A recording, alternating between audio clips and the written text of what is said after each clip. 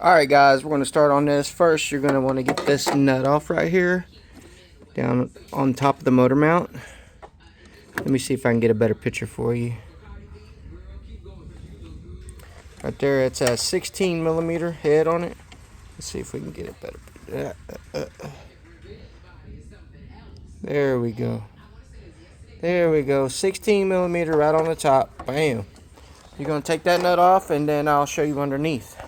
Alright, after you get that nut off, you're going to get you a magnet, and you're going to reach down in here. And you are going to do it with one hand. You can do it with one hand. You're going to grab that nut, and you're going to set it aside. Preferably, what I use is a little magnet tray here. We'll put it inside this magnet tray. Take these extra nuts off here and washers that are from an old job. Alright, got you a magnet, and you're gonna put it right here, and we're about to go underneath. We're gonna go underneath the car. There's a skirt under there, a plastic skirt you're gonna need to take off. I'll let you know what you need once I get it off, okay? Alright, you're gonna get that skirt off. There's a ton of bolts. They're all 8 millimeter heads. And so you want to get this skirt off, the front skirt here. And then we're going to go underneath. And I'm going to show you the two things we're going to pull off.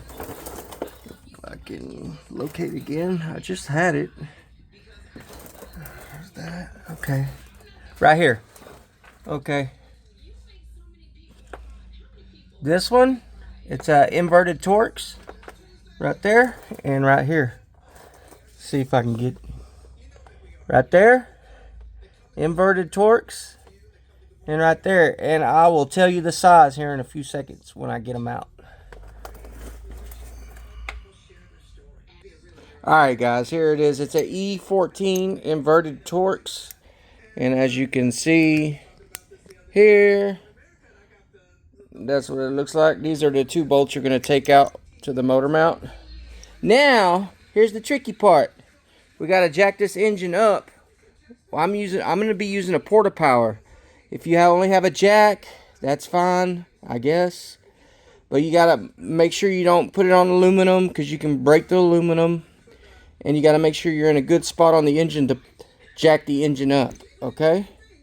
So I'm going to use a porta power. I'll get set up and see if make sure that there's nothing else we got to take off, but we need to jack the engine up. I'm going to show you so we can get this mount. It's loose. It's completely loose. Hold on. I don't know what's going on here. Hold on. Okay. So we want to jack it up off that bolt there so that mount will slide out. So I'm going to get a porta power and try and do that, and then if it works, I will get back on here and show you what I did and how it worked. Alright, we got it out. Oops, sorry. We got it out, and my theory worked. As you can see, it's no longer in there right now, and you can see where them two bolts went through to it. It's a little tricky getting it out because there's a ball on the bottom of it. If I could show you.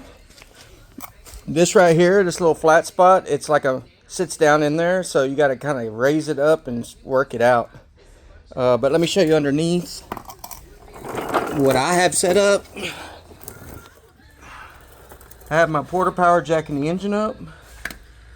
These are a handy tool if you got a tight spot and you want to jack up something. And I put it on the aluminum, but I have it on rubber. You see that rubber mount there that I have on it? That's holding the engine up. I may loosen it just for now and, you know, kind of let the motor settle down. So because I don't know when the new part's going to get here, so I don't want it sitting like this for too long, you know. I don't want a lot of tension on the other side, or we'll have to do the other side. And let me just show you that now. If you have to do the other side, I'll probably do a video on it sooner or later. But you have to take the full intake off. This whole intake needs to come off to get to that motor mount down there. So you only want to replace this one unless you absolutely have to. So I will replace it. if my problem doesn't go away. I have a slight